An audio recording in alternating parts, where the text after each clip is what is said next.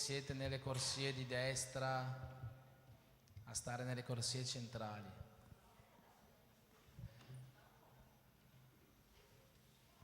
I campi sono bianchi, ma lasciamo questi posti per quando sarà fatta la raccolta.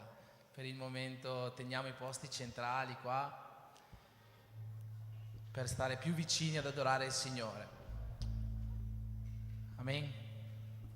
Vi invito a alzarvi in piedi per cominciare questo culto a Dio. Se ci sono ancora persone di là, fate un urlo alle persone che sono di là per partecipare insieme a tutti noi a questo culto, per cominciare la lode tutti quanti insieme. Facciamo una preghiera per consacrare questo culto al Signore. Amen. Ti invito a chiudere i tuoi occhi, a sentire la libertà in questo momento di parlare con il Padre. Siamo nella casa del Signore, qua è una casa di preghiera, qua è una casa in cui fluiscono le benedizioni di Dio. E io in questo momento voglio invitarti veramente che tu possa sentire la libertà di parlare con tuo Padre, di chiedergli tutto ciò di cui tu hai bisogno. Lui sa già ciò di cui tu hai bisogno in realtà, ma forse Lui sta aspettando oggi una preghiera nuova, una preghiera diversa per venire incontro a te. Metti il tuo cuore davanti a Dio questa sera per cominciare questo culto, chiedigli che possiate essere connessi in questa ora, 2 ore che saremo qua, affinché Lui possa rinnovare e rigenerare le nostre vite. Amen. Padre, nel nome di Gesù, in questo momento, Signore, siamo qua per lodarti, per glorificarti, Dio, siamo qua per esaltarti, perché sappiamo che tu sei degno di ogni lode, di ogni adorazione. Sappiamo che tutta la gloria, Signore, va a te, sappiamo che tutto l'onore, Signore, noi dobbiamo darlo a te. E questa sera, Padre, io ti chiedo di visitare questa casa di preghiera, di visitare questo tempio, Signore, di cui tu stesso sei custode, Padre, e che noi, Signore, abitiamo insieme come assemblea, come chiesa, Padre, per innalzare a te un cantico nuovo, Signore, ogni culto. Io ti chiedo, Dio, questa sera di visitare in un modo nuovo questo posto, di visitarlo conforme alla tua volontà, secondo l'azione del tuo Spirito, Signore. Rinnova le nostre vite questa sera, dona, Signore, più forza a ognuno di noi, dona una forza spirituale ad ognuno di noi, qualcosa che non viene dal mondo, qualcosa che non viene dalla nostra bravura, ma qualcosa che viene da te, per grazia da te. Questa sera, Signore, noi vogliamo che tu possa essere presente qua in mezzo a noi, per benedire le nostre case, le nostre famiglie, per riconciliare dove ci sono degli strappi, per portare il tuo amore e la tua unione, Dio. Noi vogliamo che tu sia qua insieme a noi, Signore, perché sappiamo che attraverso l'azione del tuo Spirito noi possiamo essere curati da malattie fisiche, da malattie psicologiche, da malattie spirituali. Sappiamo che attraverso l'azione del tuo Spirito noi possiamo essere rinnovati ogni giorno e rigenerati da te. Padre, nel nome di Gesù, visita questo luogo questa sera. Sii qua in mezzo a noi con il tuo Spirito, porta la tua gloria su questa casa. Nel nome di Gesù, che questo possa essere un culto benedetto, Padre. Amen. Amen. Fai un applauso al Signore. Alleluia. Amen. Alleluia.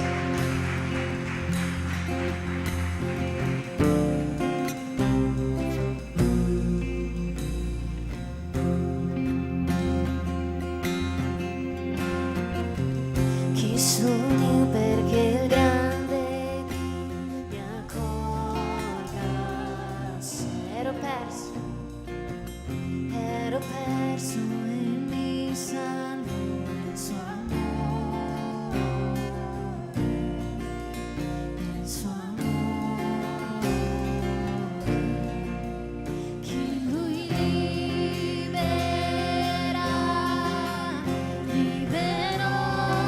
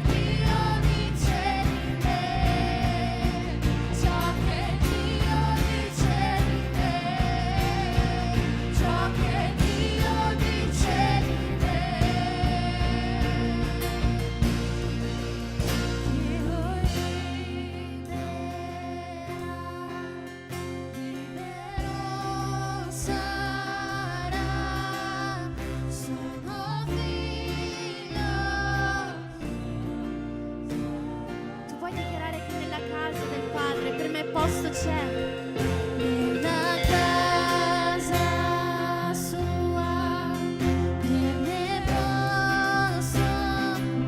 Sono figlio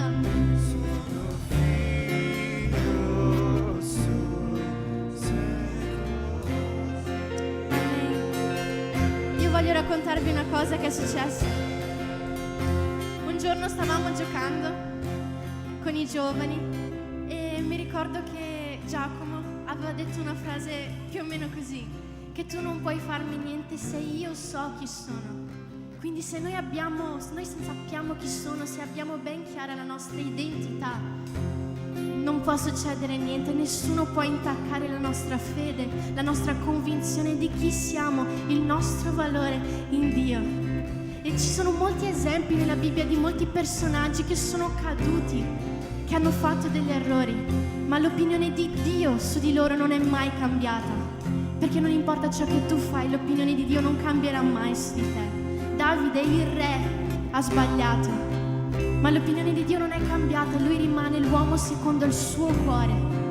Abramo, il padre della fede, ha sbagliato, ma lui rimane amico di Dio. Non importa il tuo sbaglio, non importa la grandezza del tuo sbaglio, l'opinione di Dio non cambierà su di te. E l'importante è quando tu cadrai, quando tu sbaglierai, ricordati che non importa ciò che il tuo amico dice, non importa ciò che il mondo dice, ciò che di fuori dicono di te, importa solo ciò che Dio dice di te, importa che tu sappia il tuo valore in Dio, la tua identità in Lui. Alleluia. Possiamo dichiarare: io sono scelto, io credo in quello che Dio dice di me, mi sostiene, io credo in ciò che Lui dice di me. Alleluia. Chiara, sono scelto. Sono scelto, credo a quello che Dio dice di me, mi sostiene, credo a quello che Dio dice. Più forte, sono scelto, credo a quello che Dio dice di me.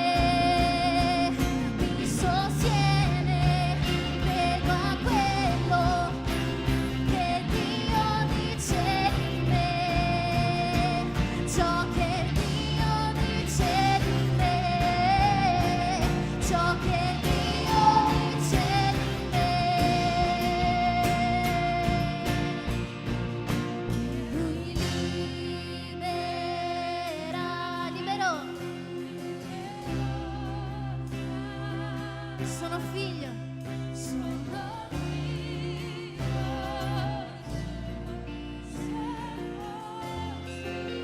dichiara più forte: nella casa, nella casa.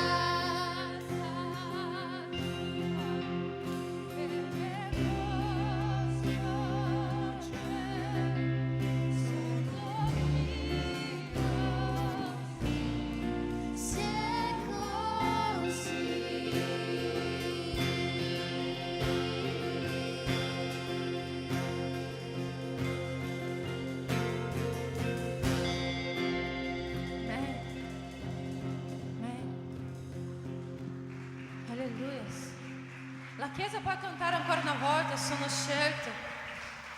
scelto, credo a quello. Cantiamo ancora una volta, solo le voci. Sono scelto, dichiariamo questo. Dichiariamo che Dio dice di me, che Dio dice di me. Mi sostiene, credo a quello che Dio dice di me. Sono scelto, credo a quello che Dio dice di me. Mi sostiene, credo a quello che Dio dice di me. Alleluia. Alleluia. Amen. In questo nuovo tempo noi stiamo dichiarando una cosa, noi stiamo credendo che Dio farà una cosa nuova. Nós stiamo dichiarando questo, noi stiamo facendo una cosa nuova alla settimana, noi stiamo lavorando perché noi non dobbiamo dire Dio farà e noi non facciamo, quindi noi stiamo lavorando perché questa cosa nuova si diventi realtà in questo luogo. Ma questa settimana io stavo leggendo la storia di Giovanni Battista, la morte di Giovanni Battista, e è stata una morte terribile, è stato un momento difficile. A volte noi pensiamo che i cristiani non passano di difficoltà, noi pensiamo che i cristiani non vivono difficoltà, noi pensiamo quando io accetterò Gesù niente più succederà, sì succederà, ma la differenza è che noi lo vivremo con Cristo, insieme a Dio. E Giovanni Battista è nato, ha fatto e ha compiuto il suo proposito e è morto. L'ultimo suo respiro è stato compiendo il proposito di Dio nella sua vita. E perché secondo voi Giovanni Battista è stato una persona così potente su questa terra? Io stavo pensando, ma perché Giovanni Battista è stato qualcuno di così straordinario sulla questa terra? E allora ho pensato, Pietro ha camminato con Gesù, ha continuato, è diventato una potenza. È diventato una potenza dopo che ha camminato con Gesù. Paolo ha conosciuto Gesù, ha avuto un'esperienza con Gesù e è diventato una potenza per la Chiesa. È diventato una potenza, noi conosciamo la storia di Paolo perché lui era una potenza.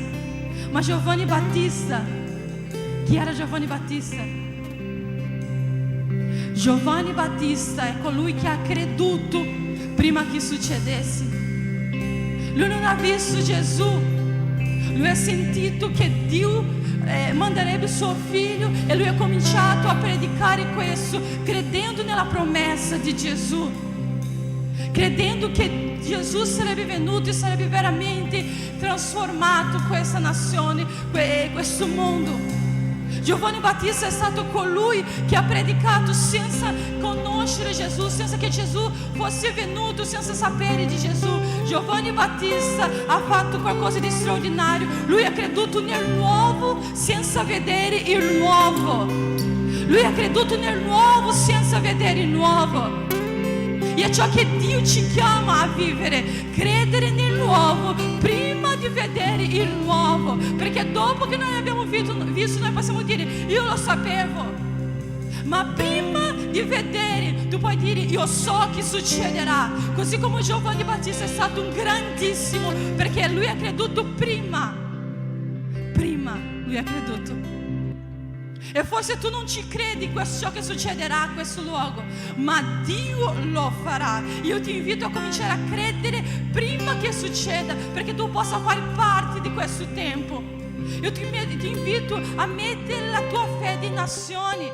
Io ti invito a mettere il tuo fondamento, che è la tua fede, costruire insieme a noi, costruire questo tempo insieme a noi.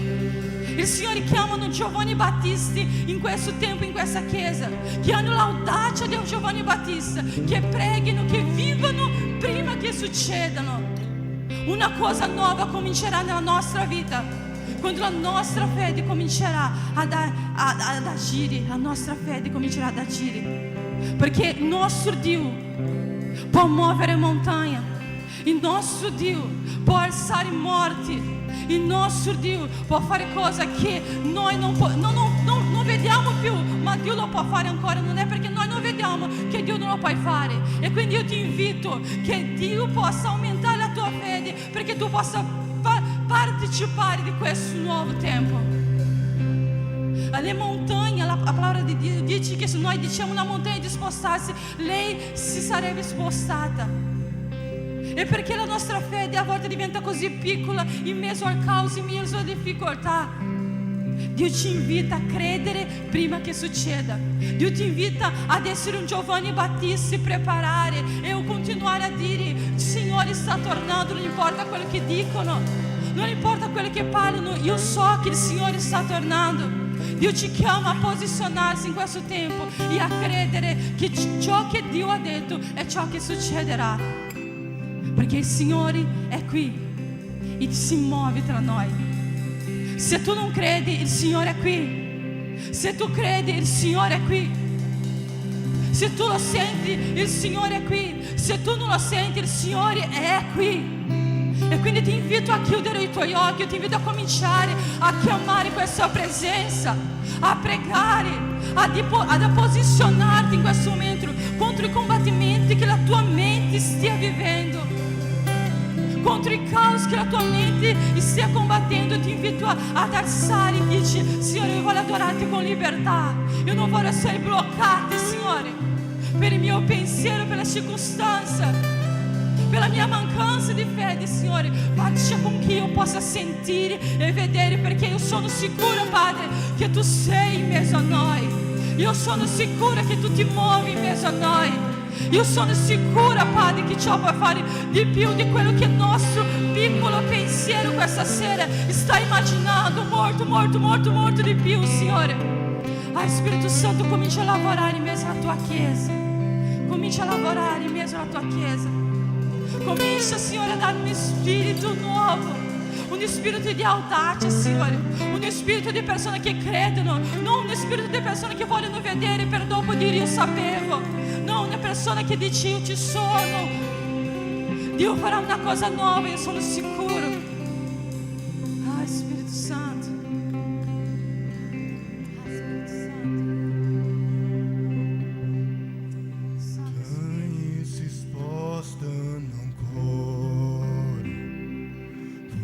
Se ancora cadranno, Dio, noi crediamo, possiamo vedere meraviglie che solo tu fai. Molti ancora si alzano, noi vinceremo i giganti. Dio, noi crediamo, possiamo vedere meraviglie che solo tu fai. Siamo qui per te, fai quello che vuoi. Siamo qui per te, fai quello che vuoi. Ti doniamo il cuore, fai quello che vuoi. Ti muovi tra noi.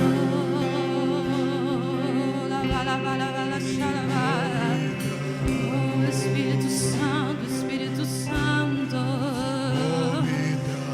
ti muovi qui, ti muovi tra noi.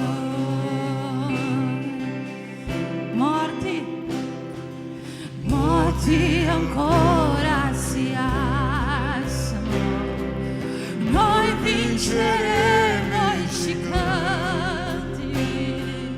Dio, noi crediamo, possiamo vedere meraviglie che solo tu fai.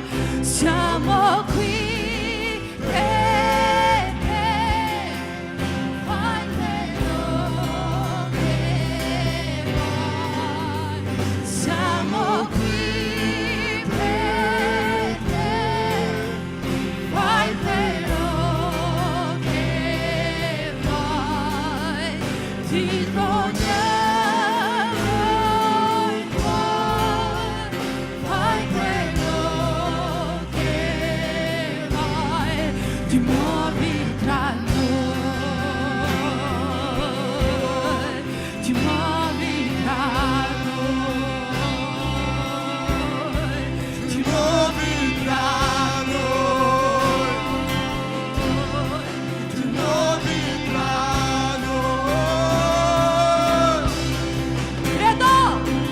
Credo in miracoli quando ti muovi, in guarigioni quando arrivi. Credo in miracoli quando ti muovi, in guarigioni quando arrivi. Credo in miracoli quando ti muovi, in guarigioni quando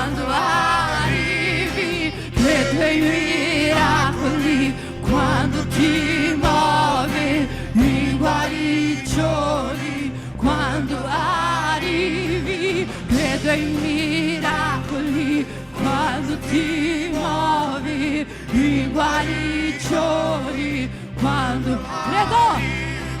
credo in miracoli, quando ti muovi in guarigioni, quando arrivi, credo in miracoli, quando ti muovi in guarigioni, quando arrivi, credo in miracoli, quando ti muovi in guarigioni, quando arrivi, credo in miracoli, quando ti muovi in guarigioni, quando arrivi, credo in miracoli, quando ti muovi, chi venga al cielo, siamo qui per te, fai quello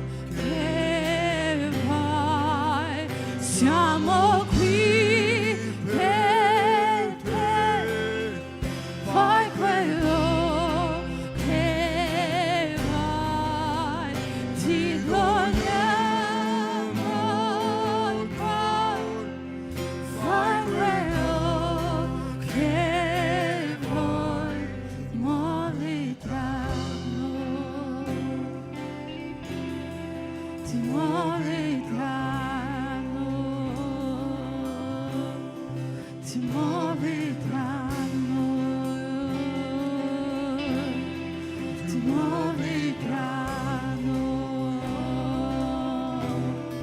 ti muovi tra noi, tu sei qui, tu sei qui, io so che tu sei qui, tu sei qui, tu sei qui, e Spirito Santo vieni, ti muovi tra noi, ti muovi tra noi, ti muovi tra noi, credo ai miracoli quando ti muovi in guarigioni, quando arrivi, credo ai miracoli quando ti muovi in guarigioni, quando arrivi, credo ai miracoli quando ti muovi in guarigioni, quando arrivi. Se tu hai un dolore questa sera, se tu hai qualcosa che ti fa male, o se tu sta sentendo il tuo cuore, la tua mente è pesante, ti invito a mettere la mano nella tua mente, nel tuo cuore. O se tu stai sentendo un dolore, il Signore è qui, il Spirito Santo è qui e porta guarigione. Lo Spirito Santo è qui e porta miracoli in questa sera. Ah, Spirito Santo, prega in questo momento, prega per la tua mente, per il tuo cuore o per qualsiasi dolore.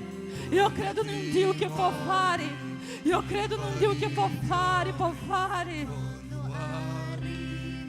Credo ai miracoli quando ti muovi in guarigioni, quando arrivi. Credo ai miracoli quando ti muovi in guarigioni, quando arrivi. Credo ai miracoli quando ti muovi in guarigioni, quando arrivi. Credo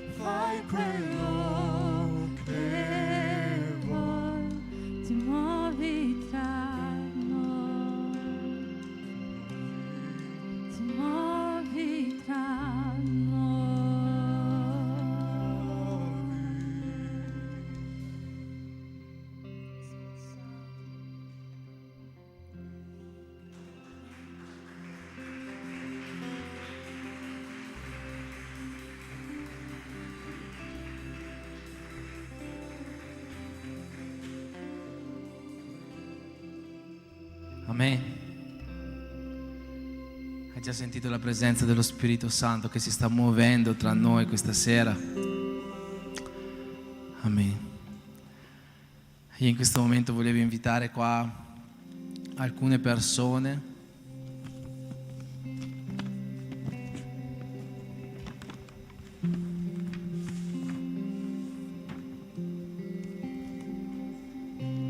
da onorare in modo speciale. Si può mettere il banner di Lampada.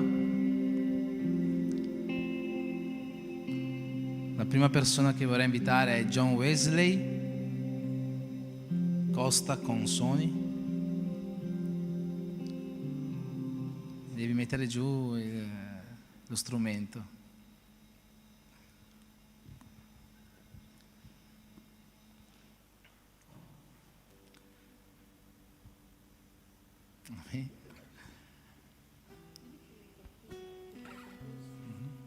Gabriella Migliorini,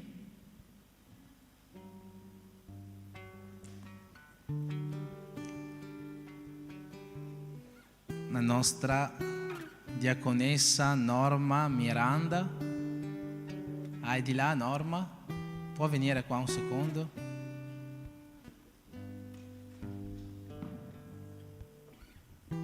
Nel frattempo invito anche Alexander Santana de Freitas.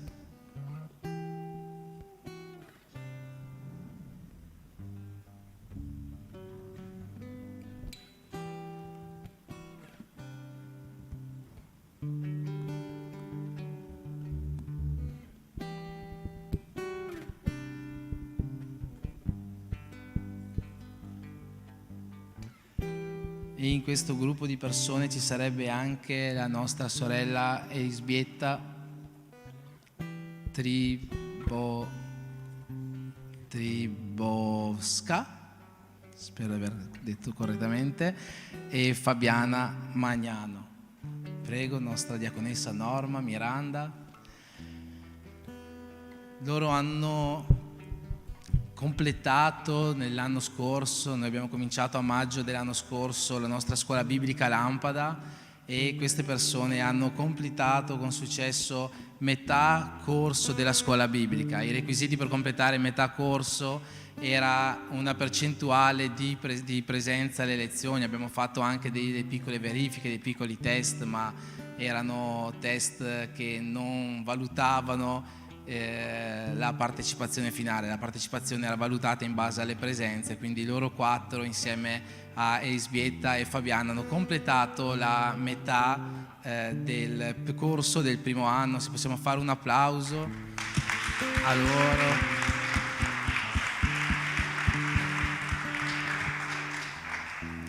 Avrei anche piacere adesso di invitare il nostro fratello presbitero Giacomo Pontierolli.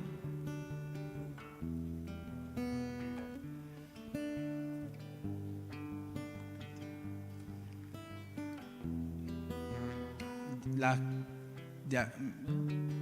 missionaria Cristiane Santana è di là? È di là? Dovete trovare un'altra maestra.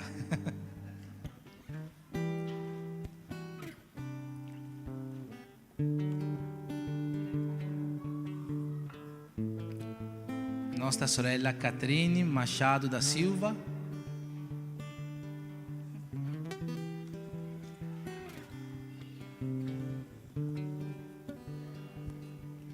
Prego, quelli che chiamo adesso si possono venire da questa parte, di qua. Cooperatrice Melia Ionela Koyungu.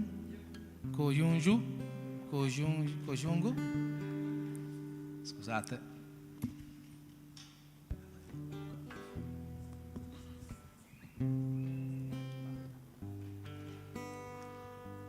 Missionaria Cristiane Santana.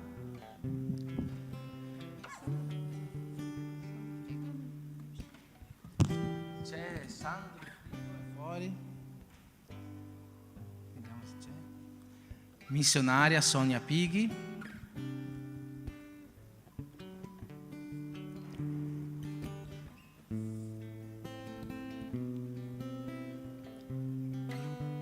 Diaconessa Sonia Calvi.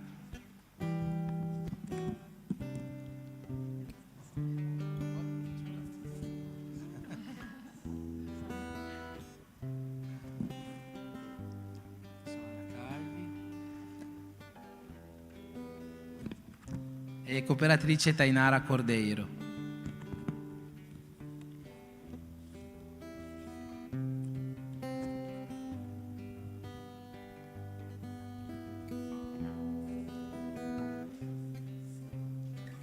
Oltre a loro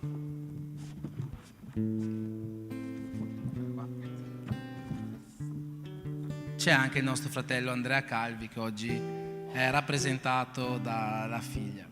Non so se Sandro riesce ad arrivare, presbitero Sandro. Loro sono invece le persone che hanno completato l'intero anno di Lampada l'anno scorso, del nostro anno 2021-2022, in tutte le materie che abbiamo fatto. Loro sono sempre stati attivi, presenti, e oggi vogliamo omaggiarli specialmente anche con un piccolo ricordo di questo anno passato insieme. Questa è ovviamente una luce, una candela che possa illuminare, che voi possiate illuminare ogni luogo in cui andiate, attraverso ciò che avete imparato, ciò che avete studiato, attraverso tutto quello che in quest'anno, attraverso lo Spirito Santo, l'azione dello Spirito Santo, avete appreso.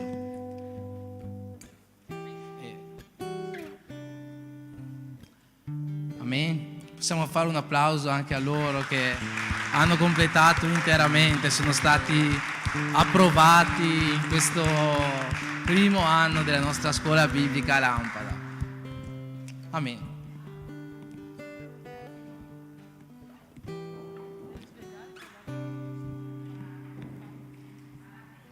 Ho detto. Amen. Ovviamente chi ha partecipato a tutto l'anno è stato omaggiato in un modo speciale attraverso questo piccolo ricordo di quest'anno passato insieme. Abbiamo da dare alcuni avvisi, come sempre il mercoledì c'è la nostra preghiera delle ore 18:30. Questa settimana sarà guidata dal gruppo dei teens e dopo la preghiera c'è il nostro culto ricarica. Oltre a questo abbiamo degli avvisi speciali, un avviso per i giovani. Diaconessa Sonia, sale di nuovo per cortesia, più veloce della luce. Si prepara anche la cooperatrice Melia per presentare poi l'incontro dei teens. Pace a tutti. Allora, domani ci sarà, come voi sapete, ci saranno i battesimi, ok? Dopo i battesimi nel pomeriggio l'orario è non è ancora definito, nel senso l'abbiamo messo così, però si potrebbe fare un pochino prima o un po' più tardi rispetto a come andrà la giornata. Comunque parleremo di buoni risultati. Che cosa vuol dire questo lo scopriremo domani con i giovani, però la nostra visione è quella di lasciare un segno. Come facciamo a lasciare un segno se non facciamo nulla? Quindi per fare qualche cosa dobbiamo imparare a farla, dobbiamo impararla a farla con costanza. Quindi questo è quello che impareremo domani. E che cos'è un buon risultato? Lo scopriremo domani, va bene? Amen. Amen. Pace a tutti. Questo è il nostro evento, sarà veramente straordinario, sarà il 31/7 di questo mese e l'orario ancora è da decidere, però a breve ve lo dirò. Allora, è straordinario, quindi dovete venire per forza. Sto parlando con i teens, ma soprattutto chiedo gentilmente la collaborazione dei genitori. Per la prima volta forse vi chiedo di collaborare fra di voi, fra genitori, per il passaggio. Se ci sono problemi di qualsiasi tipologia, avvisatemi, perché sicuramente troveremo una possibilità, una maniera per farli arrivare qui. Il luogo, non l'abbiamo scritto, vero? No, ecco, sì, l'abbiamo scritto. È il Parco delle Cascate del Molina. È un po' lontanetto, però ne vale la pena. Quindi per vedere quello che ci sarà dovete esserci. Il costo però è di 6 euro, è l'entrata. Però facendo un po' di conti abbiamo detto che se mettete, sto parlando con i nostri cari teens, che se mettono 2 centesimi, 20 centesimi al giorno faranno 6 euro fino alla fine del mese, quindi è anche una sfida per voi. Poi affronteremo alcuni argomenti durante questo grandissimo percorso che veramente farà la differenza. Per qualsiasi informazione o altro, contattatemi. Va bene? Amen. Facciamo un applauso al gruppo dei teens, al gruppo dei giovani. Vorrei fare, prima di proseguire con la lode, prima di fare il momento del decimo delle offerte, vorrei fare ancora, come abbiamo fatto anche la settimana scorsa, una preghiera speciale per quelle persone che domani scenderanno nelle acque del battesimo. Io vorrei invitare qua quindi la nostra sorella Anna Maria, vorrei invitare Fabio, Robinson a salire qua con me. Facciamo insieme una preghiera. Chiedo a tutta la Chiesa se può alzarsi in piedi in questo momento per benedire la vita di questi 3 nostri fratelli. C'è anche Giuliano che oggi non è presente, ma che in questa preghiera possiamo ricordare anche lui.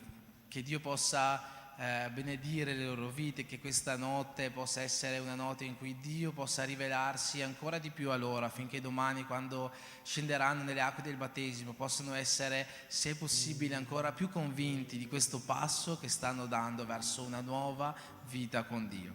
Voglio invitarti a alzare la tua mano verso di loro e pregare insieme a noi. Padre, nel nome di Gesù, in questo momento, Signore, voglio mettere nelle tue mani la vita di questi tuoi figli, Signore, di Anna Maria, di Fabio, di Robinson e anche di Giuliano, Padre, che oggi non è qua presente, ma che in spirito noi sappiamo che tu puoi raggiungere.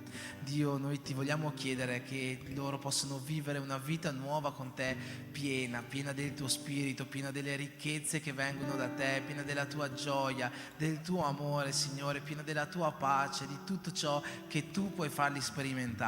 E quello che vogliamo chiederti questa sera, Signore, è che tu possa visitarli oggi in un modo ancora più forte e diverso di ciò che già hai fatto fino a oggi, affinché, Signore, quando domani loro scendano nelle acque del battesimo, siano veramente pronti, siano veramente delle nuove creature pronte per fare ciò che tu vuoi, Signore, nelle loro vite, Signore, che il proposito che tu hai per loro è più grande di ciò che loro pensano, questo già lo sappiamo, ma io ti chiedo, Padre, fai vedere questo proposito a loro, fai vedere ciò che tu vuoi fare con loro, attraverso di loro e per mezzo di loro. Nel nome di Gesù, Padre, benedici questi tuoi figli, benedici i battesimi di domani. Amen.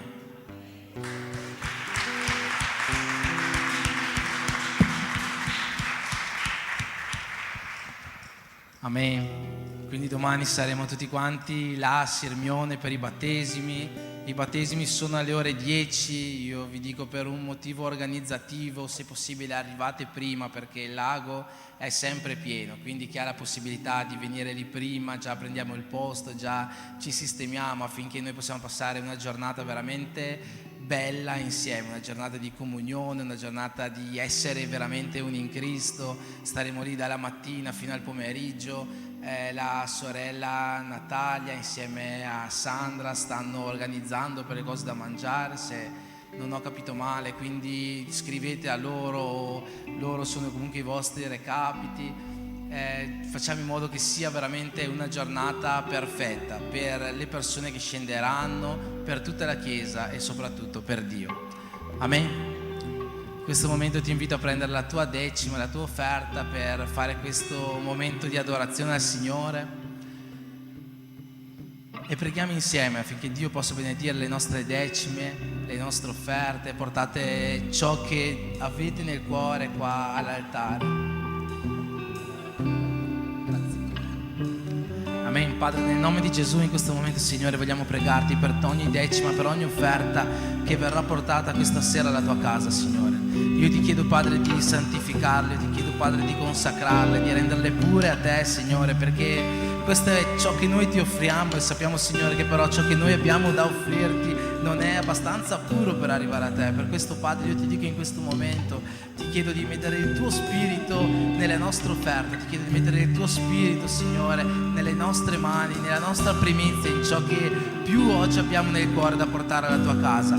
E come sempre, Padre, io ti chiedo che tutto tutto ciò che oggi entrerà potrà essere usato per il meglio, per la tua opera. Abbiamo già visto, Padre, di quali meraviglie tu stai facendo in mezzo a noi in questo nuovo tempo, ma come è stato detto prima, sappiamo che ancora tu hai tanto da fare qua e sappiamo che ciò che tu farai lo farai attraverso di noi. Perciò in questo momento, Padre, io ti chiedo di benedire questo momento, di benedire ogni persona che ha da offertare e ancora di più, Signore, chi non ha, affinché un giorno, Signore, potrà portare la sua adorazione alla tua casa, al tuo tempio.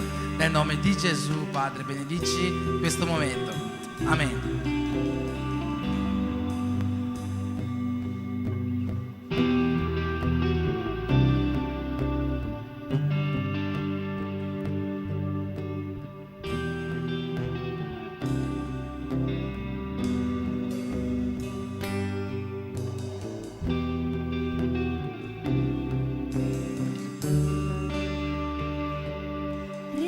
Rivestito nella sua gloria,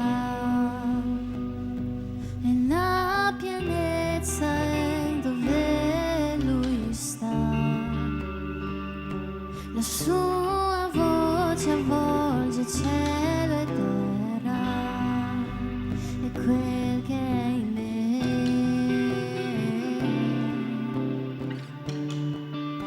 Si prostra in adorazione.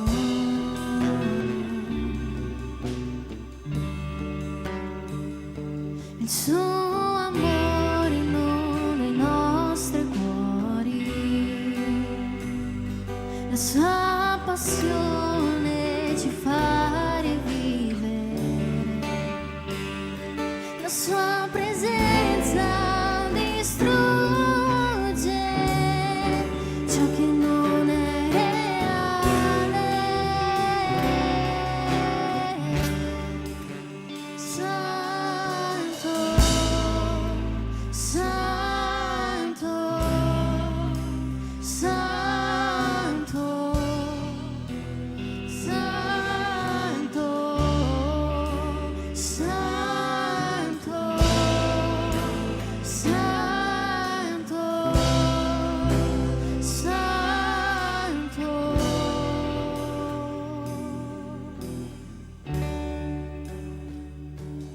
Rivestito nella sua gloria, e la pienezza è dove lui sta. La sua voce avvolge cielo e terra, è quel che è in me.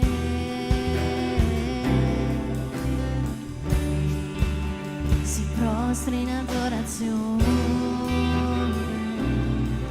Il suo amore inonda i nostri cuori, la sua passione ci fa rivivere, la sua presenza distrugge ciò che non è reale.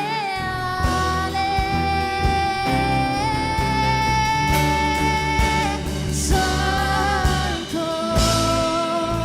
Santo, Santo, Santo.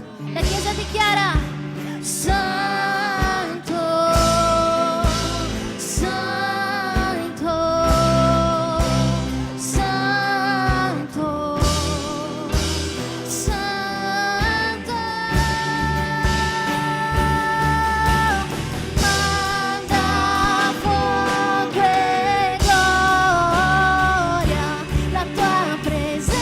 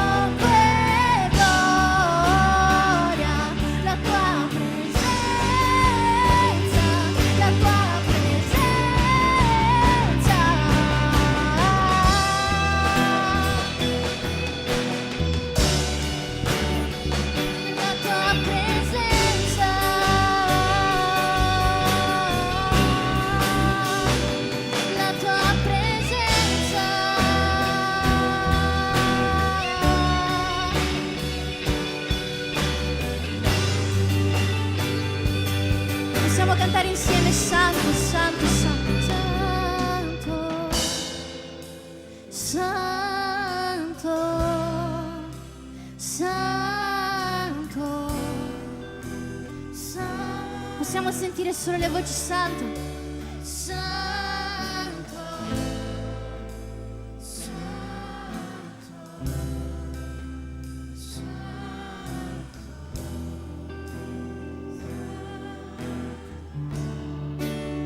santo, santo, solo tu sei. Santo,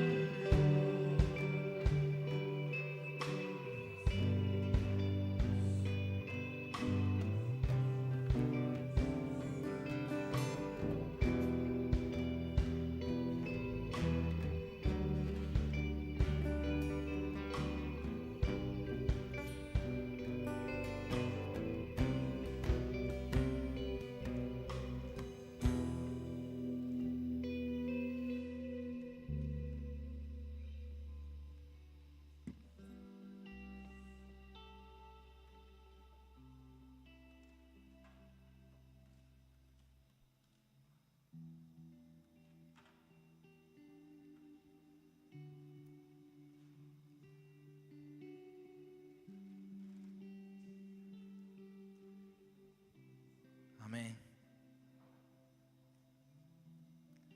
Il fuoco e la gloria di Dio sono in questo posto, perché la sua presenza è qua. E io stavo cantando, stavo lodando, stavo pregando, ma la cosa più bella è che intorno a me sentivo persone che lodavano e che cantavano e che dicevano gloria a Dio. Questo è quello che fa la presenza del Signore in questo luogo, è unirci insieme nell'adorazione. Anche se non tutti stiamo cantando, stiamo adorando il Signore. Anche se non stiamo dicendo le stesse parole, siamo uniti nell'adorazione a Dio. Questo è quello che fa la presenza, è questo che provoca il fuoco del Signore in questo posto. Unirci nell'adorazione a Lui. Io voglio invitarti a aprire la tua Bibbia nella seconda lettera dell'Apostolo Paolo a Timoteo.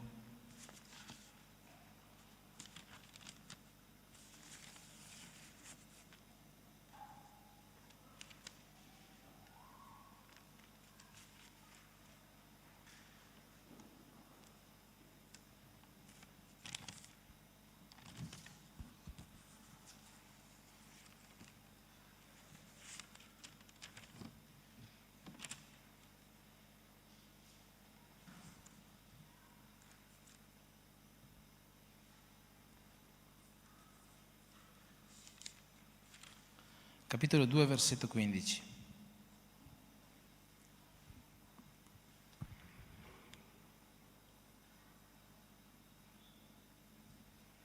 Amen. Dice così: sforzati di presentare te stesso davanti a Dio come un uomo approvato, un operaio che non abbia di che vergognarsi, che tagli rettamente la parola della verità.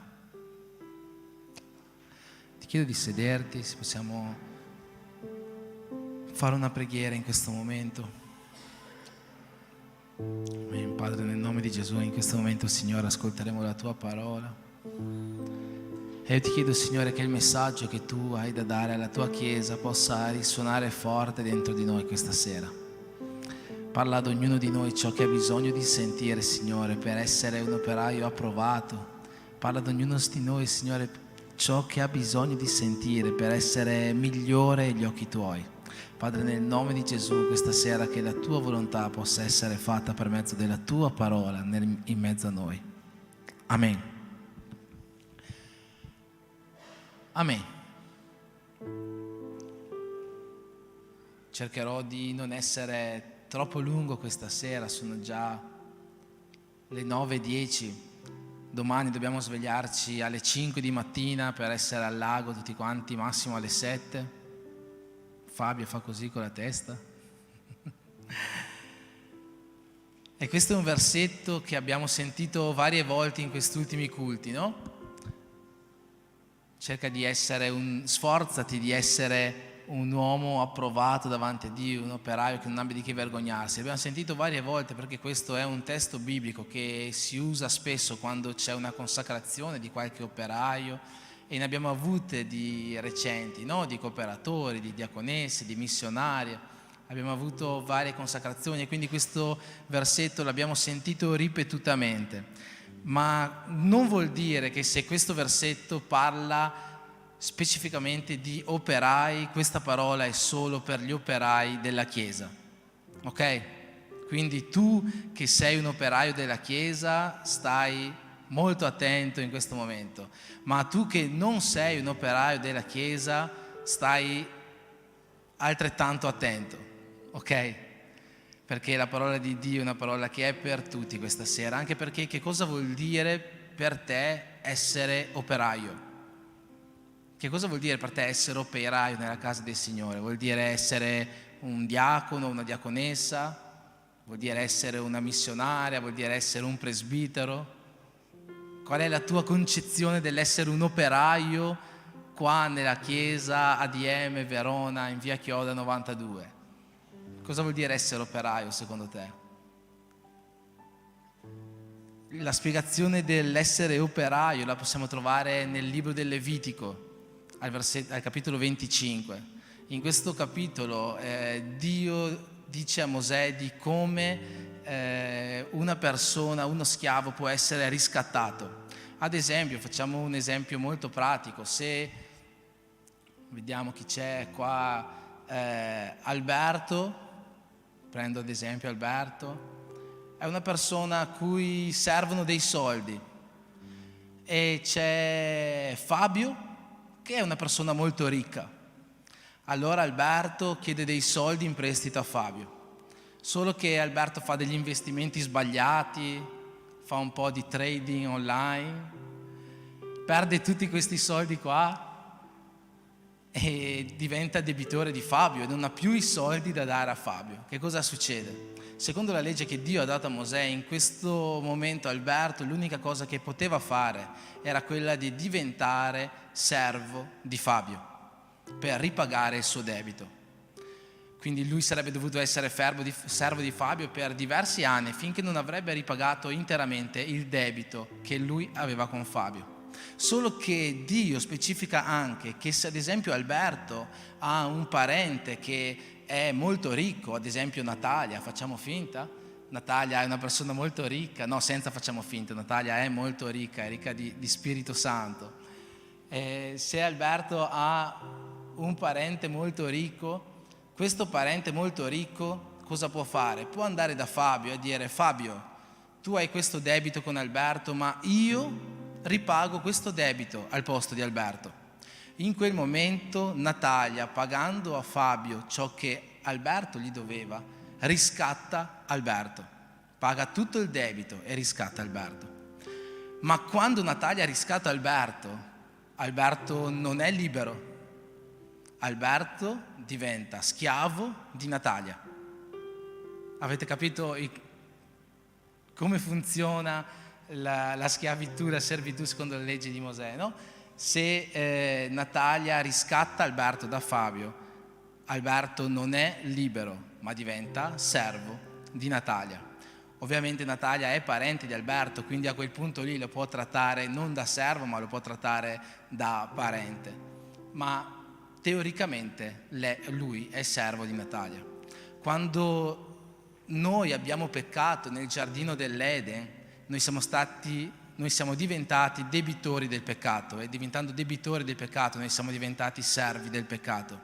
Solo che quando Gesù è morto sulla croce per noi, attraverso il sacrificio del suo sangue, attraverso quel nuovo patto che noi ogni primo sabato del mese ricordiamo attraverso la Santa Cena, Gesù ha pagato tutto il nostro debito che noi avevamo col peccato. Solo che Gesù, quando ha pagato tutto il nostro debito che noi avevamo col peccato, noi non siamo diventati liberi, noi siamo diventati servi di Gesù. Ok? Gesù, Dio ha messo in atto questa stessa legge che aveva trasmesso in Levitico 25 ai figli di Israele e l'ha fatta su di noi, l'ha messa in atto su di noi. Gesù ha pagato il prezzo del nostro riscatto, ma che pagando il prezzo del nostro riscatto noi siamo diventati suoi servi. Ma come? Se Gesù ci dice poi nel Vangelo di Giovanni: io non vi chiamo più servi ma amici. Sì, è vero, Gesù ci dice così, non vi chiamo più servi ma amici, ma Gesù ci dice così perché Gesù è misericordioso, Gesù sta facendo un atto di amore in questo momento, ed è vero, Lui ci considera amici, non ci considera servi, ma non toglie il fatto che noi siamo ugualmente servi. Per quanto Gesù ci possa chiamare di amici, noi rimaniamo servi di Cristo. E per questo l'Apostolo Paolo nella lettera ai Romani, che forse è la più rinomata tra le sue lettere, al capitolo 1, versetto 1 si presenta così: io Paolo, servo di Cristo Gesù. Io Paolo, servo di Cristo Gesù, chiamato ad essere apostolo per i gentili. È vero, Gesù ci considera amici, ci chiama di amici, non ci chiama più di servi, ma ciò che noi siamo per mezzo di quando Lui ci ha riscattato sulla croce col suo sangue è servi. E se noi siamo servi di Gesù, noi siamo operai di Gesù. L'operaio non è altro che il servo. Ci sono tante chiese che non chiamano il culto, chiamano il culto servizio, perché andiamo a servire Gesù. Oggi noi, tutti quanti noi, siamo operai di Dio. Non importa il titolo, noi tutti siamo operai di Dio. indipendentemente se ci chiamiamo missionaria Sandra, missionaria Sonia, diaconessa Sonia, indipendentemente se ci chiamiamo cooperatore Alberto, presbitero Giacomo, o se ci chiamiamo Fabio, o se ci chiamiamo Catrini, o se ci chiamiamo Cristian, senza nessun nome davanti. Indipendentemente da questo titolo, tutti noi siamo operai della casa di Dio, perché noi siamo stati comprati da Lui per mezzo del suo sangue e siamo diventati suoi servi. Abbiamo sempre detto, quando separavamo qualcuno ad operaio, qua in queste ultime consacrazioni, magari ve lo ricordate meglio, quando abbiamo separato la missionaria Sonia, la missionaria Cristana, e ogni persona che veniva separata, sempre abbiamo fatto un piccolo discorso, io, l'Andrea prima, e se vi ricordate in tutti i discorsi abbiamo raccontato il perché questa persona veniva separata a missionaria, a cooperatore, a diaconessa, eccetera, eccetera. E il perché non sta nel fatto che dicevamo Sonia da questo momento, in quanto lei sta diventando missionaria, farà cose grandiose. Non dicevamo così. Dicevamo Sonia sta diventando missionaria perché fino a questo momento ha fatto cose grandiose, perché gli abbiamo dato persone a cui prendersi cura e lei ha fatto l'opera di una missionaria con queste persone. Allo stesso modo con Cristiani, se vi ricordate, l'Andrea ha fatto quel discorso che Dio ci ha mostrato Cristiani come missionaria, perché in ogni luogo dove andavamo ci dicevano che Cristiani era andato in quella casa, aveva mandato un messaggio, aveva fatto un'opera di missionaria. Quando abbiamo separato Alberto, abbiamo detto che Alberto è già un cooperatore, non da adesso che è cooperatore farà grandi cose, ma lui viene consacrato cooperatore perché lui è uno che c'è sempre quando c'è da fare qualcosa in chiesa. Allo stesso modo Melia, abbiamo detto che non abbiamo detto da questo momento lei farà grandi cose, Melia viene consacrata cooperatrice perché lei è già leader, già fa tutto in chiesa, già aiuta, già suona, ok. Noi non siamo operai dal momento che abbiamo il titolo. Il titolo è il modo in cui Dio onora le persone che già stanno facendo il ruolo di operaio. Non sei operaio dal momento che hai il titolo. Tu operaio lo sei già prima di avere il titolo, e il titolo è la coronazione a ciò che hai fatto fino a questo momento. Quindi questa parola di questa sera, per quanto potrà essere breve, è per tutti quanti noi, per quelli che già hanno questo titolo e per quelli che ancora non ce l'hanno, perché non è il titolo che ti fa operaio. Ciò che ti fa operaio è Gesù che è morto sulla croce per te, e quando è morto sulla croce per te ha comprato la tua vita dal peccato di cui eri debitore, ti ha riscattato per prezzo di sangue e oggi tu sei suo servo, sei suo operaio. Ma che tipo di operaio tu sei? Ok, abbiamo detto che tutti quanti noi siamo operai, ma che tipo di operaio tu sei? Non sto dicendo se sei una diaconessa, una missionaria, se sei un presbitero, un cooperatore, non sto dicendo se sei uno che suona, non sto dicendo che se sei uno che predica, non sto dicendo se sei uno che sta sulla porta o che fa le pulizie o che viene a pitturare. Guardate quanto è bello questo grigio che abbiamo qua sulla nostra destra. Non è un grigio, in realtà è un Botticelli questo colore, quindi chi dice è un grigio non è un grigio, questo è un Botticelli, che è anche più bello, no? Botticelli 134.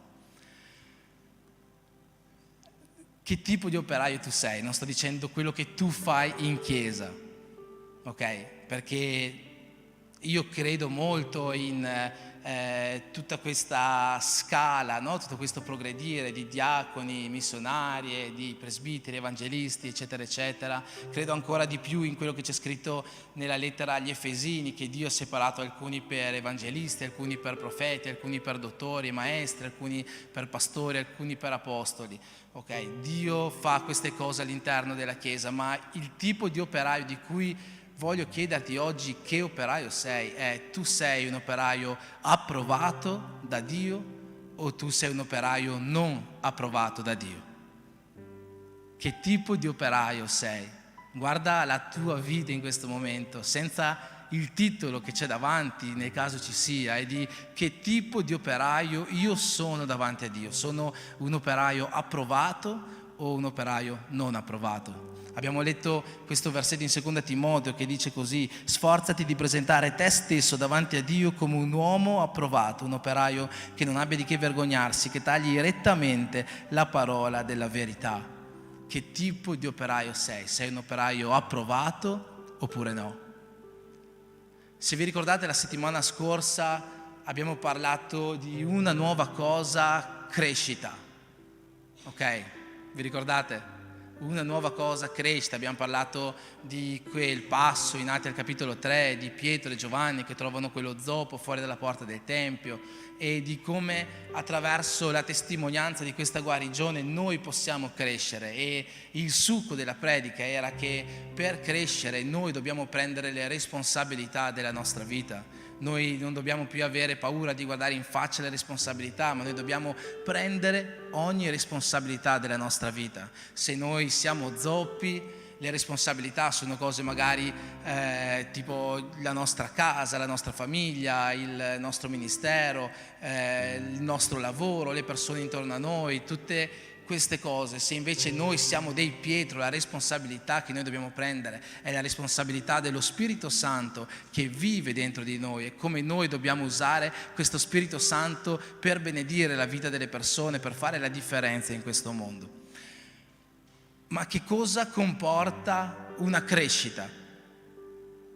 Che cosa comporta la crescita? Pensate alla nostra crescita fisica. Se noi andiamo a pescare delle foto antiche, no? Quando vedete i ricordi di Facebook, il ricordo di 10 anni fa, il ricordo di 7 anni fa, vedete le vostre foto antiche, no? E come eravate 10 anni fa? Diversi, vero? Abbiamo visto una foto di John di pochi anni fa che aveva il codino. Non erano 10 anni fa, erano molti di meno. Chissà 10 anni fa che capelli aveva John. E chissà che capelli aveva la Gabi 10 anni fa. Ma se noi guardiamo delle foto così antiche nostre, no? Noi siamo diversi. E in questi anni noi siamo cresciuti, e crescendo c'è stato un cambiamento. Giusto? La crescita comporta un cambiamento. La crescita di quello zoppo ha portato al cambiamento che lui ha cominciato a camminare. La crescita di Pietro come apostolo del Signore Gesù ha portato un pescatore a diventare un uomo che non aveva timore da raccogliere le persone inferme alle porte del Tempio e dirgli: nel nome di Gesù tu sei guarito, alzati e cammina. Questo ha portato la crescita in queste persone, ha portato un cambiamento. Allora, se noi vogliamo essere operai approvati da Dio, noi dobbiamo vivere questo cambiamento. E questa sera voglio dirti questi 2 segreti di dove noi dobbiamo vivere questo cambiamento nelle nostre vite. Questi 2 segreti sono scritti proprio in questo stesso testo che noi abbiamo appena letto di 2 Timoteo. Il primo punto in cui noi dobbiamo cambiare lo possiamo vedere già all'inizio: sforzati di presentare te stesso davanti a Dio. Sforzati di presentare te stesso davanti a Dio. Qual è il primo punto in cui noi dobbiamo vivere un cambiamento? Qual è il primo ambito in cui noi dobbiamo vivere un cambiamento nelle nostre vite? Se tu vuoi presentarti davanti a Dio, cos'è che mostrerai a Dio? Mostrerai le tue scarpe nuove? No, vero? Mostrerai quanti chili sei riuscito a perdere per la prova costume? Penso di no, vero? Se tu vuoi presentarti davanti a Dio, ciò che tu puoi mostrargli, perché in realtà Lui è l'unico che può vederlo, è il tuo cuore. Dio è un Dio che scruta i nostri cuori. Dio è un Dio che investiga i nostri cuori, e soltanto Dio conosce ciò che noi abbiamo dentro il cuore. Gli uomini non lo conoscono, e per questo Paolo dice: sforzati di presentare te stesso davanti a Dio, perché agli uomini tu gliela puoi raccontare un po' come vuoi e gli uomini possono anche crederti, ma a Dio non lo puoi ingannare. Lui sa ogni cosa che tu hai nel cuore, ogni buon pensiero, ogni cattivo pensiero. Lui conosce ogni parola che esce dalla tua bocca ancora prima che tu pensi di pronunciarla. Lui conosce tutto di te. E per questo quando tu ti presenti davanti a Dio, ciò che tu gli puoi presentare non è altro che il tuo cuore. E non voglio dire le solite cose che si dicono quando si parla di cuore, perché sono tantissime cose e io ho predicato già 532 volte sul cuore. Infatti ho già detto ad Andrea: prepara Cuore Puro come canzone, ma purtroppo non c'è Nawan per cantarla. E le solite cose che si dicono quando si parla di cuore è non avere un cuore doppio, o si dice di non essere come quella sorgente da cui escono, anzi non possono uscire due fiumi dalla stessa sorgente, no? Due tipi di acqua, l'acqua amara e l'acqua dolce della stessa sorgente. Si dice di proteggere il nostro cuore perché sopra ogni cosa, perché dal nostro cuore nascono le fonti della vita. Ci sono tantissimi versetti della Bibbia che ci parlano del cuore e di come è importante il cuore per noi umani. Questa canzone che Nawan canta è basata sul Salmo 24, che dice: chi potrà andare alla presenza del Signore, chi potrà andare al Monte Santo? L'uomo innocente di mani e puro di cuore, questo potrà andare alla presenza del Signore. Quindi noi dobbiamo guardare il nostro cuore, dobbiamo proteggere il nostro cuore più di ogni altra cosa, perché noi dobbiamo avere un cuore puro per arrivare alla presenza del Signore. Ma oggi voglio parlarvi di cuore in un altro senso, e questo senso è basato su una parabola che Gesù ha raccontato un giorno. La possiamo trovare in Matteo al capitolo 25, che è la parabola dei servi e dei talenti, no? E questa parabola dice che c'è un padrone che sta per andare a fare un viaggio e consegna 5 talenti ad un servo, poi consegna 2 talenti ad un servo e poi consegna 1 talento ad un altro servo e dice di farli fruttare. Quando questo padrone torna dal suo viaggio, colui a cui ha dato 5 talenti li ha fatti fruttare e è riuscito ad ottenere 10 talenti in totale. Mentre quella persona a cui ha dato 2 talenti li ha fatti fruttare, anche lui li ha raddoppiati, è tornato con 4 talenti. Ma quella persona a cui aveva dato un solo talento, quella persona ha avuto paura di perdere quel talento e che cosa ha fatto? È andato a nasconderlo sottoterra fino al ritorno del suo padrone. Così quando il suo padrone torna, elogia quello che ha fatto fruttare i suoi 5 talenti e gliene ha riportati 10. Poi elogia quello che ha fatto fruttare i suoi 2 talenti e gliene ha riportati 4. E infine va da quel servo che aveva solo un talento ma non l'ha fatto fruttare e gli dice: servo malvagio e infedele, ti sarà tolto anche ciò che hai. E gli viene tolto quel talento che gli era stato dato. E ciò che Dio mi ha portato a pensare è qual è la differenza tra il servo dei 5 talenti che li ha fatti raddoppiare e qual è la differenza tra il servo di un solo talento che invece ha nascosto quel talento e non l'ha fatto raddoppiare, l'ha lasciato lì nascosto sottoterra. Qual è stata la differenza di questo qua che ha fatto raddoppiare i talenti e quell'altro che non li ha fatti raddoppiare? La differenza è che colui a cui erano stati dati 5 talenti, come colui a cui erano stati dati 2 talenti, avevano a cuore gli interessi del loro padrone, mentre quello che aveva un solo talento non aveva il cuore, gli interessi del padrone. Così chi aveva a cuore gli interessi del suo padrone ha fatto fruttare ciò che gli era stato dato, mentre l'altro non ha fatto fruttare. Oggi voglio parlarvi di un cambiamento di cuore sotto questo punto di vista, ovvero tu hai a cuore gli interessi del tuo padrone. Abbiamo appena detto che il nostro padrone, abbiamo appena detto che il nostro capo, colui che ci ha comprati, è Gesù Cristo. Tu hai a cuore gli interessi di Gesù.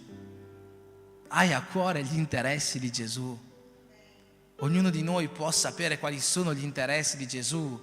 Oltre a ciò che la Bibbia ci dice, noi sappiamo che Gesù ci ha mandato a fare discepoli, noi sappiamo che Gesù ci ha mandato a predicare il Vangelo, ci ha mandato a battezzare, ci ha mandato a fare grandi cose come miracoli, guarigioni, eccetera, eccetera, ma Gesù non ci ha mandato a fare solo questo. Gesù ci ha mandato a vivere tutte quelle cose che ci sono scritte su quel muro lì dietro, a vivere pieni di gioia, pieni di amore, pieni di pazienza, a vivere in un modo fedele, in un modo manso. Ci dice: siate umili e mansi come io lo sono. Gesù ci dice che dobbiamo essere benevoli, che dobbiamo avere autocontrollo, che dobbiamo essere buoni. Le cose che noi siamo mandati a fare, perché questo è nell'interesse di Gesù, sono cose che noi possiamo fare ogni giorno nella nostra vita. E non vuol dire che ogni giorno nella nostra vita noi dobbiamo andare in un'altra regione per evangelizzare. Ogni giorno nella nostra vita noi abbiamo le persone di fianco a noi da far star bene. Questi sono gli interessi di Gesù. Gesù vuole che noi usiamo lo Spirito Santo che Lui ci ha dato per le persone che sono intorno a noi, oltre che a quelle che sono lontane. Oggi mi è venuta tristezza finché ero lì, perché il presbitero Sandro stava male, era fuori dalla porta tutto il culto che non si sentiva bene, aveva mal di testa. In realtà lui era già arrivato verso le 7:15, 7:30, e era là fuori che aveva troppo mal di testa e non riusciva a entrare. E quello che io ho fatto è stato parlare un po' con lui e poi dire: guarda, vado dentro perché devo fare alcune cose, devo finire la predica, devo parlare con delle persone. E non ho pregato per lui. E era lì di fianco a me una persona che stava male, che non sapeva neanche se entrare in chiesa da tanto mal di testa che aveva, e io non ho pregato per lui. Ho preferito venire dentro a finire di studiare la predica. Ovviamente questa parte non c'era nella predica, quindi è stato inutile venire a studiare. Ho preferito venire dentro a mettere a posto delle cose, sistemare delle cose. Nonostante questo abbiamo cominciato anche il culto qualche minuto in ritardo. Quindi a che cosa è servito avere tutta questa fretta nel fare tutte queste faccende, se dopo non ho fatto veramente ciò che erano gli interessi di Gesù? Io non penso che Gesù si compiaccia di più nel sapere a memoria una predica o nel sistemare nella cartellina i certificati della scuola biblica, piuttosto che pregare per una persona che ha bisogno di preghiera per venire al culto, ha bisogno di una preghiera per essere guarita, ha bisogno di una preghiera per sentire un po' di amore da parte delle persone intorno a lui. Gli interessi di Gesù sono cose semplici che noi possiamo vivere ogni giorno nella nostra vita. Ma quanto ci stanno a cuore questi interessi di Gesù? Quante volte noi preghiamo per la nostra moglie, quante volte noi preghiamo per il nostro marito? Forse non abbastanza, forse non tutte quelle volte che noi potremo farlo, forse non tutte quelle volte che noi dovremo farlo. Quante volte noi preghiamo per i nostri figli o per i nostri genitori, forse non tutte quelle volte che noi dovremo. Eppure sono questi gli interessi di Gesù.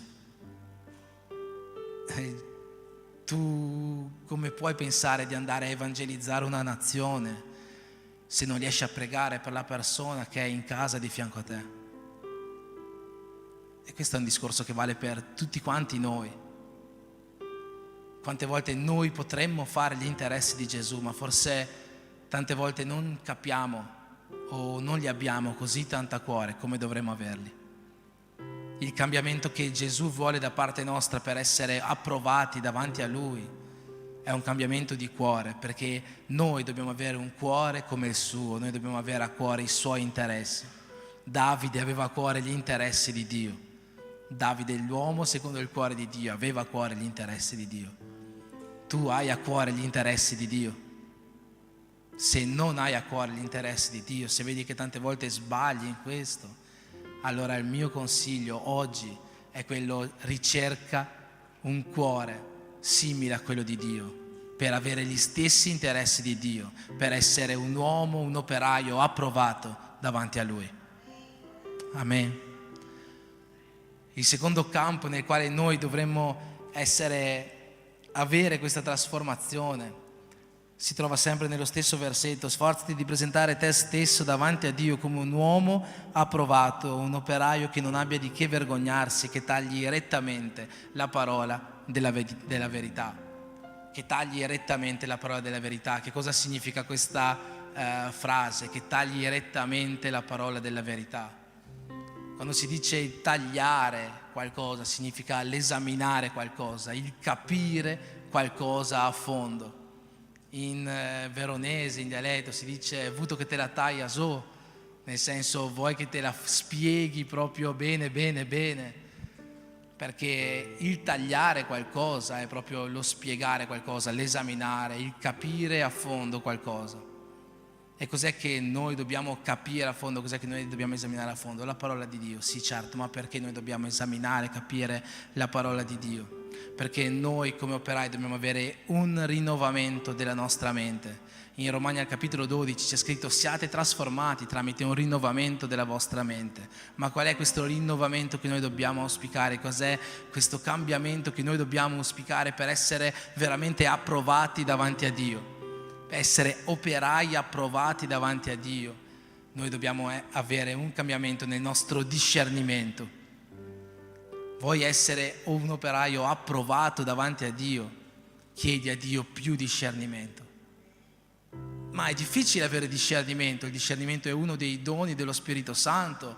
Bisogna pregare perché Dio ci dia un dono. Sì, c'è il dono del discernimento degli spiriti, no? Che ti fa capire quale spirito è buono, quale spirito è malvagio. È un dono molto raro. Io sinceramente conosco solo una persona che ha questo dono e in questo momento è dietro di me. E invidio questo dono, un invidio spero santo di questo dono, ma non tanto, lo vorrei tantissimo anch'io questo dono. Ma l'unica persona che conosco che ha questo dono è l'Andrea. E c'è questo dono, e non è un dono facile, penso, da ottenere, perché solo una persona conosco, ma è un dono sicuramente che noi dobbiamo ricercare perché è per il bene della Chiesa. Ma il discernimento di cui voglio parlare io non è il discernimento degli spiriti, è il discernimento di cosa è bene e cosa è male fare nelle nostre vite. È il discernimento di cosa è bene e cosa è male pensare durante le nostre giornate. È il discernimento di quali attitudini sono attitudini buone per un cristiano e quali attitudini non sono attitudini buone per un cristiano. E per avere questo discernimento non serve un dono spirituale. Chiunque in realtà può avere questo discernimento, perché in Geremia, il capitolo 31, Dio ha promesso che avrebbe messo la sua legge nei nostri cuori quando avrebbe stipulato con noi un nuovo patto. Quel patto è stato fatto circa 2000 anni fa, quando Gesù è morto per noi sulla croce. Quindi da 2000 anni noi abbiamo la legge di Dio scritta nei nostri cuori.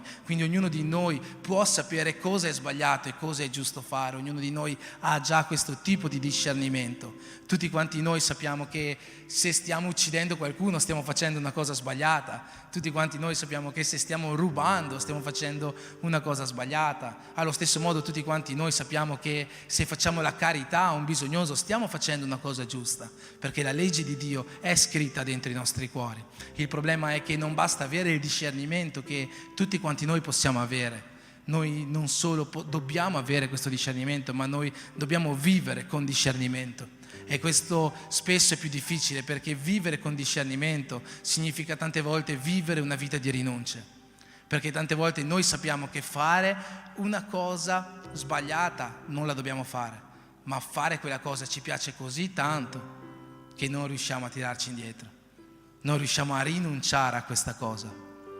La vita cristiana è una vita piena di gioia, è una vita piena di amore, è una vita piena di benedizioni, ma è anche una vita in cui ci sono rinunce.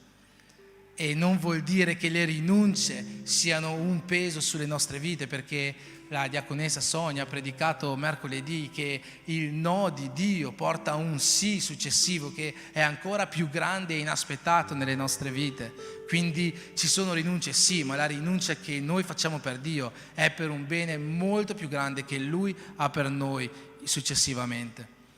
Ma quelle volte che noi dobbiamo dire di no, quelle volte che noi dobbiamo sfruttare il nostro discernimento e dire di no, fare la rinuncia, tante volte è molto, troppo difficile per noi.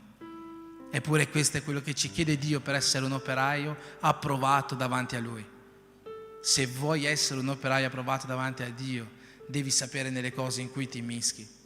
Devi sapere che non si può entrare in qualsiasi conversazione. Devi sapere che non si possono usare certi atteggiamenti, avere certi atteggiamenti. È curioso che questo versetto che noi usiamo per la consacrazione degli operai in realtà è messo in un contesto molto più grande, che dice così: avvertimenti contro l'impietà. Il titolo di questo paragrafo non è la consacrazione degli operai. il titolo di questo paragrafo è Avvertimenti contro l'impietà. Quindi qua lo Spirito Santo non ci sta parlando di cosa dire quando noi consacriamo un operaio a Lui. Qua lo Spirito Santo ci sta dicendo cosa non fare per essere empi. E ciò che noi non dobbiamo fare per essere empi è non avere discernimento spirituale. Noi dobbiamo avere discernimento in ogni momento della nostra vita per essere operai approvati davanti a Lui. Dio sta cercando operai approvati. Dio sta cercando uomini approvati davanti a Lui. Dio sta cercando persone disposte ad andare a fare la sua volontà. Dio sta cercando persone disposte a rispondere alla sua chiamata. Quando Lui dirà chi manderò, chi andrà per me, chi di noi potrà dire eccomi io sono qui. Tante volte forse noi diremo eccomi io sono qui e Dio ci dirà no, tu non sei approvato. Hai mai pensato questo? Forse tu oggi ti senti pronto per andare, forse tu oggi sei come un Isaia, forse tu oggi sei come un Samuele che è disposto a dire eccomi Signore, il tuo servo ti ascolta. Eppure Dio potrebbe dirti no, tu non sei approvato. E per questo la Bibbia ci dice sforzati di essere un operaio davanti a Dio, perché non tutti sono operai approvati davanti a Dio. Paolo dice sforzati di essere un operaio approvare davanti a Dio. La versione in portoghese, il messaggio, c'è anche in inglese questa stessa versione che fa una parafrasi della Bibbia, dice così: fai il tuo meglio per essere approvato davanti a Dio. Fai il tuo meglio per essere approvato. Non tutti sono operai approvati davanti a Dio. È quello che Dio vuole fare questa sera in mezzo a noi. La cosa nuova che Dio vuole fare in mezzo a noi è che noi possiamo cambiare, avere un cambiamento nel nostro cuore, un cambiamento nelle nostre teste per diventare operai approvati davanti a Lui. Per diventare operai approvati. Amen. Ti chiedo di alzarti in piedi, facciamo una preghiera. Che Dio possa fare veramente quest'opera nuova dentro ognuno di noi. Che Dio possa darci un cuore che ha i suoi stessi interessi. Che Dio possa darci un cuore che è disposto, ben disposto verso gli interessi di Dio. Che Dio possa darci una mente rinnovata, una mente che sappia discernere quali sono i cammini giusti e i cammini sbagliati da seguire. Facciamo questa preghiera in questo momento, che Dio possa compiere questo nelle nostre vite, che questa cosa nuova possa esserci a partire da questa sera in ognuno di noi. Padre, nel nome di Gesù, in questo momento, Signore, vogliamo pregarti per i nostri cuori, Dio. Vogliamo pregarti per i nostri cuori, Signore, perché vogliamo chiederti, Dio, che tu possa mettere in noi dei cuori nuovi, Signore. Dei cuori puri, Signore, dei cuori che non abbiano due facce, Signore, dei cuori da cui sgorghi soltanto acqua dolce, che è la tua acqua, l'acqua di vita eterna, dei cuori purificati e santificati per te. Ma soprattutto, Padre, in questo momento vogliamo chiederti che tu possa mettere dentro di noi dei cuori che vivono gli stessi interessi che tu vivi, Signore, che vivono gli stessi propositi che tu vivi, Signore, perché sono tante le cose che noi siamo chiamati a fare su questa terra. E in questo momento, Signore, io voglio chiederti che tu possa mettere questo cuore nuovo dentro ognuno di noi, affinché ognuno possa dare il suo meglio, Signore, affinché i tuoi interessi siano i nostri interessi. Voglio pregarti, Signore, questa sera affinché anche tu possa rinnovare le nostre menti, che tu possa rinnovare il nostro modo di pensare, Signore, il nostro modo di intendere la tua parola, il nostro modo, Signore, di concepire cosa è giusto e cosa è sbagliato, Signore. Tu hai già scritto la tua legge nei nostri cuori, ma in questo momento, Signore, io ti chiedo di guardare le nostre menti, Padre, affinché tu possa compiere un lavoro nuovo dentro ognuno di noi, che ognuno, Signore, venga non solo ad avere discernimento, che questo già, Padre, lo abbiamo, ma venga a vivere questo discernimento, perché sappiamo, Signore, che noi non possiamo essere operai approvati davanti a te finché noi non viviamo questo discernimento.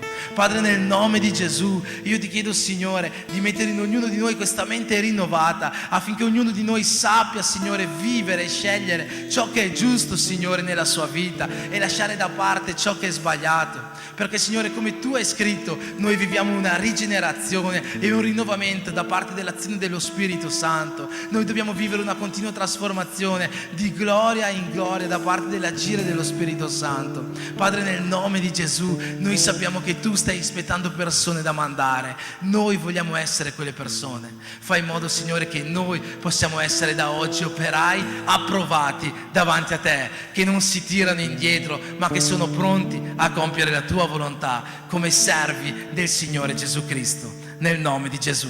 Amen.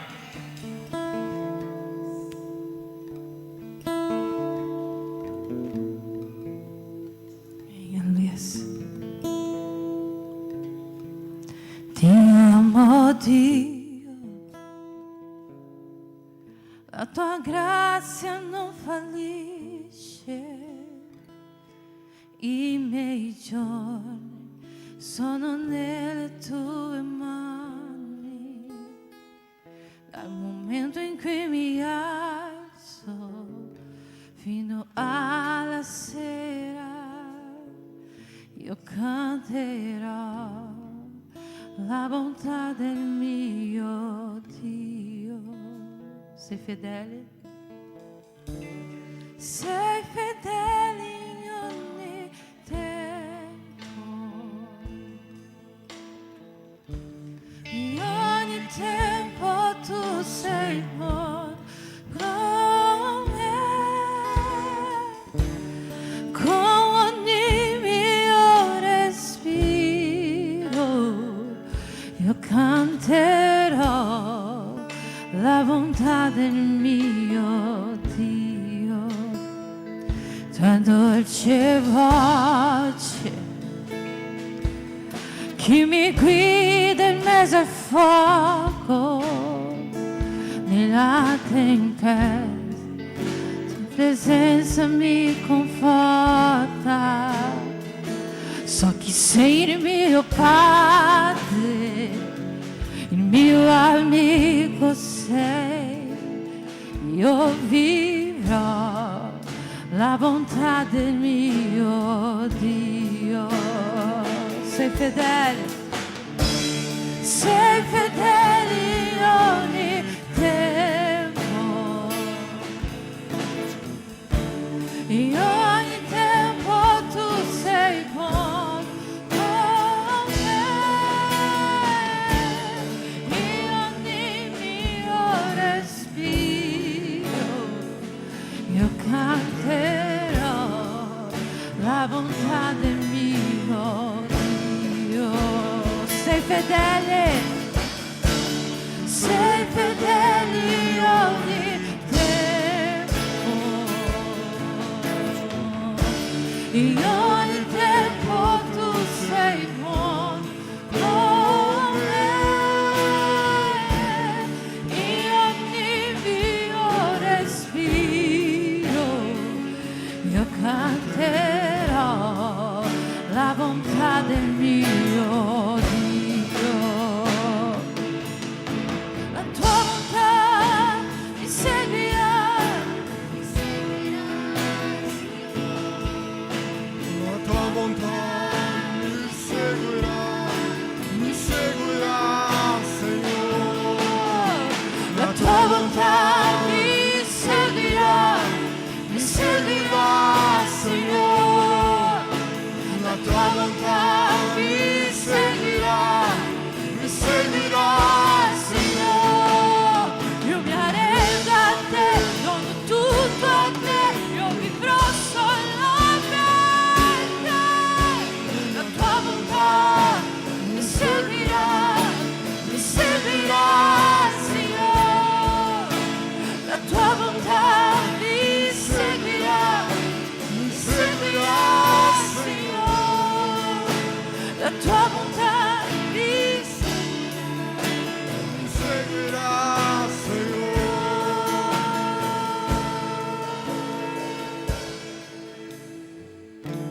sei fedele in ogni tempo, in ogni tempo, in ogni tempo tu sei con me, con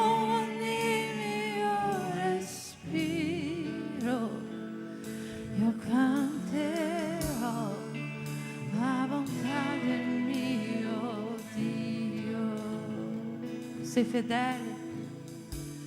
Sei fedele in ogni tempo, in ogni tempo tu sei con me, in ogni mio respiro io canterò la bontà del mio Dio, la tua bontà, la tua bontà, la tua bontà mi seguirà, mi seguirà, la tua bontà mi seguirà, mi seguirà, Signore, la tua bontà mi seguirà, mi seguirà, Signore, la tua bontà mi seguirà, Signore. Io mi arrendo a te, dono tutto a te, io vivrò solo per te. La tua bontà mi seguirà, Signore. La tua bontà mi seguirà, Signore. Amen. Alleluia.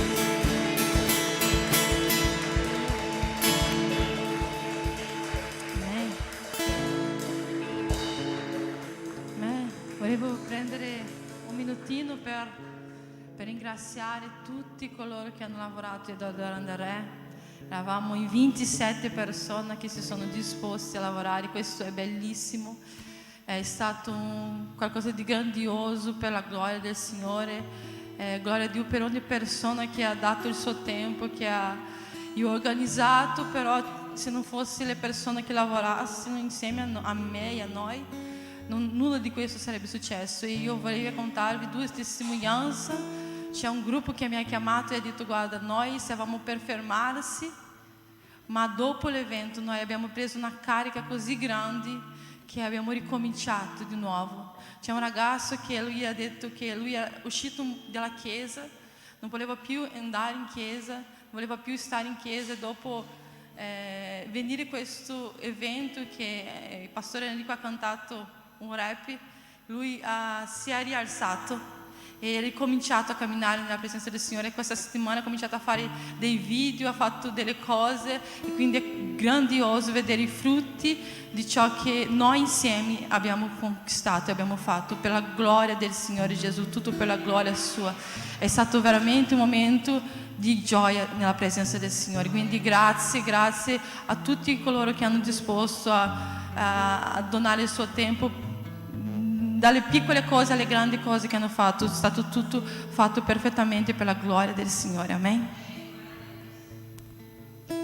Amen. Stiamo già finendo. Compleanni della settimana. Tutti quelli che hanno compiuto gli anni nell'ultima settimana sono più che invitati a venire qua davanti. C'è Liam che ha compiuto gli anni, c'è Luis che ha compiuto gli anni, lo stesso giorno di Liam, tra l'altro.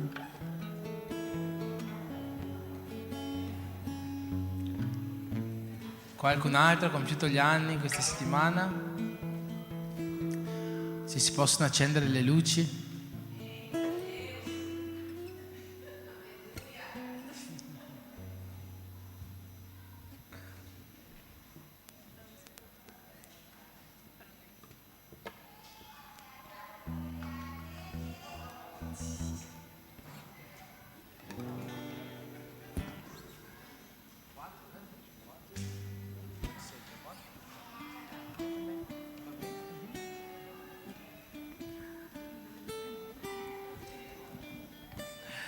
Amen. Possiamo alzare le mani, entrambi hanno compiuto gli anni il 4 luglio. Facciamo una preghiera in questo momento. Padre, nel nome di Gesù, in questo momento, Signore, voglio mettere davanti a te la vita di Luis e la vita di Liam, Signore, questi tuoi due figli che tu, Signore, hai messo qua, Signore, in mezzo a noi. Io ti chiedo, Padre, che tu possa accompagnarli ogni giorno in questo nuovo anno e ogni giorno della loro vita, Signore. Che tu possa essere sempre la loro forza, il loro scudo, Signore, e che la tua presenza, Signore, possa non venire mai a mancare nei loro giorni. Nel nome di Gesù, Padre, benedici Luis, benedici Elia e fallo sempre crescere in salute e pieno della tua gioia. Nel nome di Gesù. Amen. Tanti auguri a voi, tanti auguri a voi, tanti auguri a voi, tanti auguri a voi. Parabéns pra vocês nessa data querida, muitas felicidades, muitos anos de vida.